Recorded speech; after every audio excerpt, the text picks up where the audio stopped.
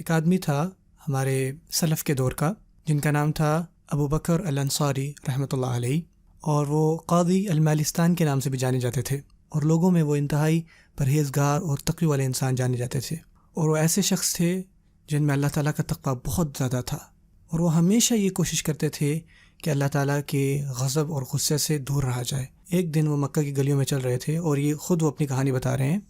کہتے ہیں کہ ایک دن میں مکہ کی گلیوں میں چل رہا تھا، میں کافی بھوکا تھا اور میں کھانا تلاش کر رہا تھا، اور میرے پاس کچھ نہیں تھا، انتہائی غریب مسکین۔ وہ کہتے ہیں کہ مجھے ایک چھوٹے سے لال رنگ کی کوئی چیز نظر آئی جس کے اندر ایک انتہائی مہنگا ہار تھا۔ لیکن یہ ان کا نہیں تھا، تو انہوں نے اس کو بند کیا اور وہ اپنے گھر لے گئے تاکہ اس کو حفاظت سے رکھیں، اگر مالک آتا ہے تو ان کو واپس دے دیں۔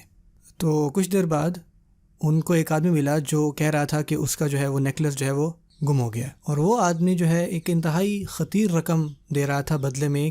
ابوبکر ان کے پاس آئے اور کہا کہ دیکھیں مجھے آپ کا نیکلس وہ مل گیا ہے، لیکن آپ کو مجھے اس کے بارے میں تفصیل سے بتانا ہوگا تاکہ مجھے پتہ ہو کہ وہ آپ کا ہی ہے۔ انہوں نے کہا کہ جو آدمی تھا انہوں نے بالکل ٹھیک اس کی جو تفصیل تھی وہ بتائی۔ جو آدمی ہے وہ چاہتا تھا کہ وہ اب اس کو انعام کے طور پہ کچھ دے، لیکن وہ لینے سے انکار کر رہے تھے۔ انہوں نے کہا نہیں، میں نے اس میں کچھ بھی نہیں کیا، میں نے ان کو کمایا نہیں ہے، میں آپ ہی کی چیز آپ کو واپس کر رہا ہوں، اس میں میرا کوئی وہ نہیں ہے، اور میں بالکل بھی یہ چیز نہیں لے سکتا۔ تو آپ کو پتہ ہے مسلمان تھوڑا سا وہ احتجاج کرتے ہیں۔ انہوں نے کہا کہ لے لو، انہوں نے کہا نہیں، لے لو، نہیں لے لو، نہیں، یہ چلتا رہا۔ آخرکار ابو بکر نے کہا کہ میں نے نہیں لینا، اور وہاں سے وہ چلے آئے۔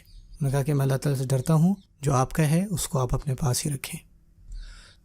کچھ وقت بعد انہوں نے کہا کہ مجھے احساس ہوا کہ مکہ میں میرے کھانے پینے کا، میرے کام کا یہاں پہ انتظام نہیں ہو رہا۔ انہوں نے ارادہ کیا کہ وہ کسی بحری جہاز میں بیٹھیں اور کہیں اور چلے جائیں، کیونکہ اللہ تعالیٰ کہتے ہیں اگر آپ ایک جگہ پر نہیں کچھ کر سکتے تو اللہ تعالیٰ کی زمین بہت بڑی ہے۔ کشتی میں سوار ہوئے تاکہ چلے جائیں کہیں پہ، لیکن راستے میں ایک انتہائی بڑا طوفان آیا، اور انہوں نے کہا کہ میں خوش قسمتی سے مجھے ایک لکڑی کا وہ تختہ مل گیا، اور ہوا کے ذریعے مجھے اس نے کنارے تک وہ ایک جزیرے کے پہنچا دیا۔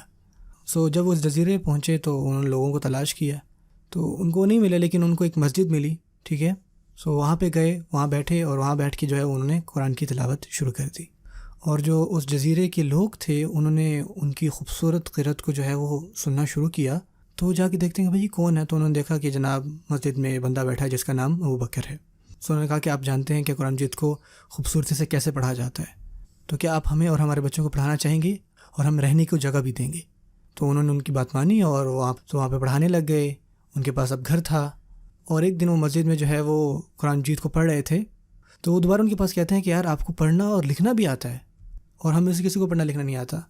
تو انہوں نے کہا کہ آپ ہمیں اور ہمارے بچوں کو لکھنا اور پڑھنا سکھائیے، ہم آپ کی تنخواہ میں اور اضافہ کر دیں گے۔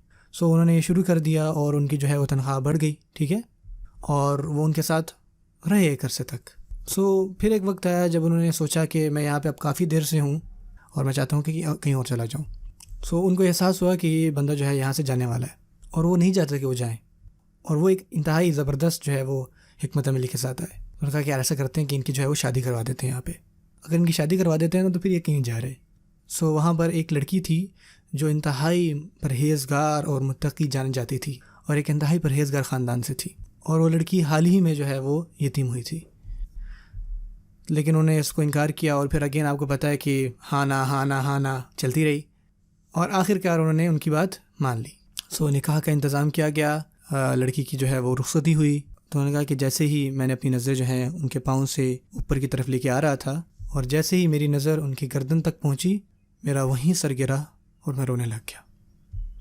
لیکن اس بیچاری لڑکی کو یہ لگا کہ میں شاید دکھنے میں اچھی نہیں ہوں، وہ بھی رونے لگ گئی اور وہ چلی گئی، اور لوگ وہ انتہائی سکتے میں آ گئے کہ یار سبحان اللہ یہ کیا ہو گیا، آپ نے اس کا دل توڑ دیا۔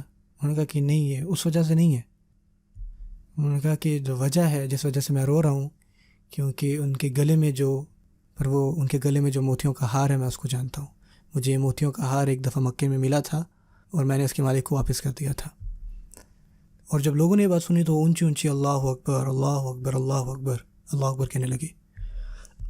جو اس لڑکی کے والد تھے، جو اس کے مالک ہیں، ہم ان سے یہ بات سنا کرتے تھے کہ ان کو ایک آدمی ملا مکہ میں جو کہ انتہائی متقی اور پرہیزگاروں میں سے تھا، اور ہم اس کو سنا کرتے تھے کہ وہ دعائیں مانگا کرتا تھا کہ اے اللہ اس کی بیٹی کی شادی اس آدمی سے کروا دے۔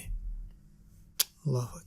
انہوں نے شادی ہو گئی، ان کے بچے ہوئے، اور پھر ایک وقت آیا کہ جب وہ فوت ہو گئیں، ان کے بچے بھی فوت ہو گئے، ان کی کافی لمبی عمر تھی، اور آخر کار جو موتیوں کا ہار تھا انہوں نے ایک انتہائی بڑی رقم ہے وہ بیچ دیا، اور یہ اپنا قصہ بتا رہے تھے کہ کس طرح وہ انتہائی مالدار آدمی جو ہے وہ بن گئے۔